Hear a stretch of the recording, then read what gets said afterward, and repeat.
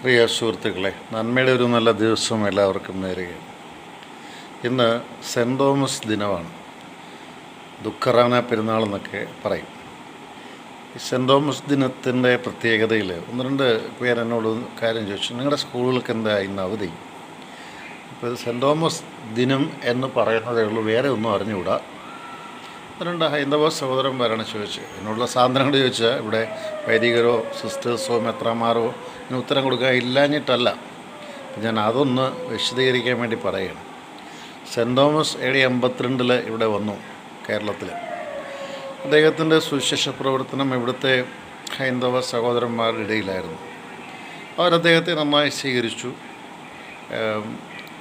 അവർ അദ്ദേഹത്തിന് താമസിക്കാനുള്ള സൗകര്യവും ആരാധനയ്ക്കുള്ള ഇടങ്ങളുമൊക്കെ കൊടുത്തു. അദ്ദേഹം അതിനുശേഷം ഇവിടെ നിന്ന് കേരളത്തിൽ നിന്ന് തമിഴ്നാട്ടിലുള്ള മൈലാപ്പൂരിലേക്ക് തമിഴ്നാട്ടിൽ പോയി.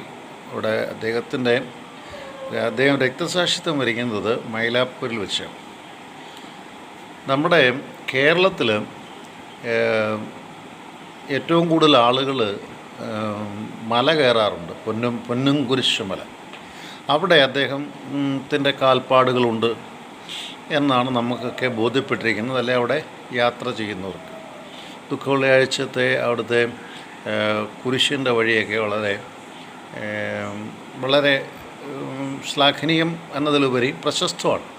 കേരളത്തിൻ്റെ നാനാഭാഗത്തു നിന്ന് പല മതസ്ഥർ, ക്രിസ്ത്യൻസ് മാത്രമല്ല മറ്റ് മതസ്ഥരും ഈ മല കയറാനായിട്ട് വരുന്നുണ്ട്. അപ്പം എന്താണ് സ്കൂളുകൾക്ക് അവധി എന്ന് ചോദിച്ചാൽ അത് വളരെ ലളിതമാണ്. ഇവിടെ സഭ കൊണ്ട്, അതായത് സഭയെ ഇവിടെ കൊണ്ടുവന്നത് ക്രിസ്തുവിൻ്റെ നിയോഗമനുസരിച്ച് സെൻറ് തോമസാണ്. അപ്പോൾ സെൻറ് തോമസിൻ്റെ മരണ ദിവസം പെരുന്നാളായിട്ട് അല്ലെങ്കിൽ തിരുനാളായിട്ട് ആഘോഷിക്കുന്നു. അപ്പം നമ്മൾ പലരുടെയും, നമ്മുടെ കേരളത്തിലെ പല നവോത്ഥാന നായകന്മാരുടെയും മരണദിനം നമുക്ക് പ്രശസ്തമായ അവധി ദിവസമാണ്. ഇതിന് ഒരു എക്സെപ്ഷനുണ്ട്. നവോത്ഥാന നായകൻ അല്ലെങ്കിൽ കൂടി ഒരു എക്സെപ്ഷനുണ്ട്. അത് APJ അബ്ദുൽ കലാം. അദ്ദേഹത്തിൻ്റെ മരണ ദിവസം എൻ്റെ ബർത്ത്ഡേയും കൂടുതൽ വർക്ക് ചെയ്യാൻ പറഞ്ഞൊരു കാര്യം. അതൊരു ബാലകൃഷ്ണൻ പോലോടെ നിൽക്കട്ടെ. ഞാൻ ഈ സെൻറ് തോമസിനെ കുറിച്ച് ഒന്ന് രണ്ട് വാക്കുകൂടെ പറഞ്ഞ് അവസാനിപ്പിക്കും. സെൻറ് തോമസ് ഒരു ക്രിസ്തു കേന്ദ്രീകൃത അനുഭവം അതിയായി ദാഹിച്ചിരുന്ന ഒരു വ്യക്തിയാണ്. യേശു ക്രിസ്തു ഉയർത്തെഴുന്നേറ്റു എന്ന് ശിഷ്യന്മാരെല്ലാവരും പറഞ്ഞു. ശിഷ്യന്മാരോടൊപ്പം തന്നെ അന്ന് ഉണ്ടായിരുന്ന, യേശുവിനോടൊപ്പം ഉണ്ടായിരുന്ന സ്ത്രീകളും പറഞ്ഞു. അപ്പോൾ യേശു ക്രിസ്തു ഉയർത്തെഴുന്നേറ്റു എന്ന് ഞാൻ വിശ്വസിക്കണമെന്നുണ്ടെങ്കിൽ അദ്ദേഹത്തിൻ്റെ കുന്തം കൊണ്ട് കുത്തപ്പെട്ട അദ്ദേഹത്തിൻ്റെ വിലാപ്പുറത്ത് എൻ്റെ കൈ അല്ലെങ്കിൽ എൻ്റെ വിരൽ ഇട്ടെനിക്ക് നോക്കണം. ഇത് ഞാൻ അനുഭവിച്ചാൽ, എന്നുവെച്ചാൽ ക്രിസ്തു കേന്ദ്രീകൃത ശാരീരിക അനുഭവത്തിലൂടെ ഒരു ദൈവിക അനുഭവത്തിലേക്ക് എത്താൻ സെൻറ് തോമസിന്, അല്ലെ തോമസ് ലീഗയ്ക്ക് ആഗ്രഹമുണ്ടായിരുന്നു. ഇതാണ് തോമസ് ലീഗയുടെ ക്രിസ്റ്റോസെൻട്രിക് ഫെയ്ത്ത്. പരിശുദ്ധാത്മാവ് സഹായകനായിട്ട് എത്തുന്നുണ്ട്. ആ സഹായകനാണ് ക്രിസ്റ്റോസെൻട്രിക് ലവിനെ, യേശുവിൻ്റെ ക്രിസ്റ്റോസെൻട്രിക് ലവിൽ അധിഷ്ഠിതമായിരിക്കുന്ന സെൻറ് തോമസിനെ കേരളത്തിലേക്ക് കൊണ്ടുവരിക. ഇനിയും ഇതിന് രണ്ട് പക്ഷമുണ്ട്. സെൻറ് തോമസ് ഇവിടെ വന്നില്ലെന്നും സെൻറ് തോമസ് ഇവിടെ കെട്ടിച്ചമയ്ക്കപ്പെട്ട ഒരു കഥയാണെന്നൊക്കെ പറയുന്ന ആളുകളുണ്ട്. അപ്പോൾ ഞാനതിനെ ഖണ്ഡിക്കാൻ ഇപ്പം ആഗ്രഹിക്കുന്നില്ല. പക്ഷെ ഒരു കാര്യം ആലോചിക്കണം. കേരളം എന്ന ദേശത്തിലേക്ക് ഒരുപാട് പേര് കടന്നു വന്നിട്ടുണ്ട്.